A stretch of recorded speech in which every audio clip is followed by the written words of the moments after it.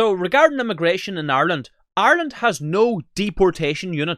Like in America, they've got ICE. When a foreign criminal commits a crime and he serves a sentence, if he serves a sentence, he goes home, paid for by the taxpayer, you, and instead of the Gardaí or a armed unit forcibly deporting him out of the country, he gets a letter in the post in the mail asking him to self-deport.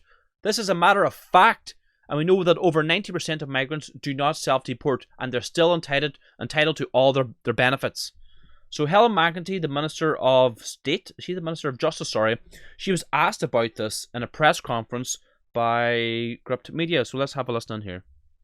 Minister, the head of the Irish Immigration Service, Michael Curran, is on record as saying that in most cases when a deportation order is issued in Ireland, the person is asked to self-deport and remove themselves from the country voluntarily. And he also admitted that he can't say how many do self-deport exactly because authorities don't do exit checks. The obligation is on people to remove themselves from the state, and many people do. And therefore, it's not the case that every deportation order that's issued is automatically comes to the point where it requires the removal of a person from the state. Many people voluntarily remove themselves. We can't be precise about how many actually do because we don't have exit checks at the country. And we know that at least in some cases this even applies to serious criminals with violent convictions. So my question is, how do you know someone has deported themselves if you don't have exit checks? Well, firstly, when it comes to anyone who's committed a serious crime and they've been issued with a deportation order, they are deported and the Gardaí are involved in that process. There is a process of self-deportation, yes, and what we find in the whole is that the majority of people do deport. That's a complete lie. Absolute lie. There was, I believe, 700 deportation orders in Ireland in 2023. Only 80 were deported. Self-deportation. Only 80 out of 700. Lying. B. They are not, I suppose, recognised or in the state that we are aware of, but obviously where they do become or come to the attention of An Garda Síochána, they are deported.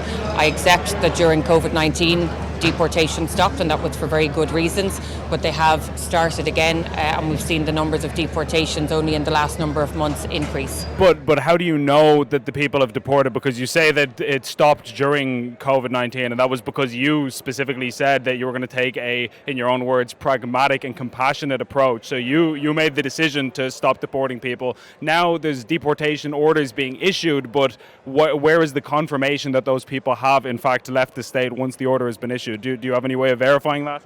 I don't have the figures in front of me, but I do know that the numbers are increasing on a monthly basis, and I know that people are being deported.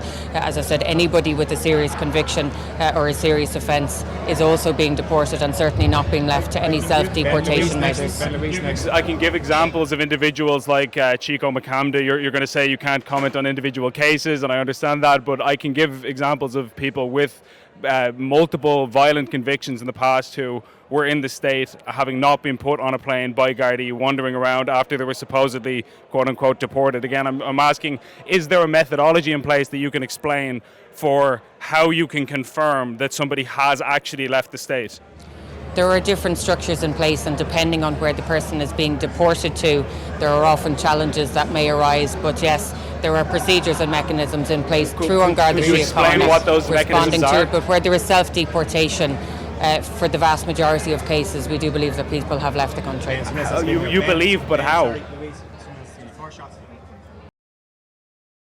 Ireland is an absolute joke. We're a banana republic. We have open borders. Anybody can come here and claim asylum.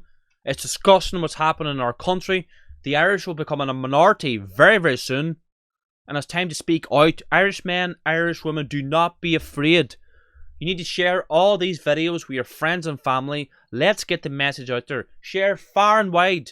We need mass deportations, not mass importations. So we're getting closer and closer to getting the latest issue of our party newspaper, the Irish Patriot, to print.